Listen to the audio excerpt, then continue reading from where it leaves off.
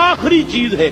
اس کے بعد بھی اگر آنکھ نہیں کھلتی کسی انسان کی تو میں نہیں سمجھتا کہ وہ اپنے گرد اس نے جو یہ فلا تزکوا انفسکم، اس نے جو اپنے گرد تزکیہ نفس کا ایک مصنوعی حالہ بنا لیا ہے، کبھی بھی وہ اس حالے سے نکل سکے گا اگر اس حدیث سے بھی آنکھ نہ کھلے. اور وہ حدیث کیا ہے؟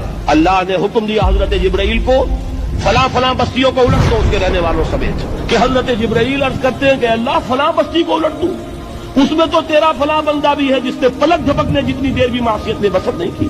لیکن حکم کیا ہوا بارگاہ خداوندی سے؟ قال فقال، حضور نے فرمایا اللہ تعالیٰ نے حکم دیا جبرائیل کو اقلب علیہ وعلیہ، الٹو اس بستی کو، پہلے اس بدبخت پر پھر دوسروں پر. کیوں؟ اس لیے کہ اس کا چہرہ کبھی میری غیرت میں سرخ نہیں ہوا، اس چہرے کا رنگ نہیں بدلا.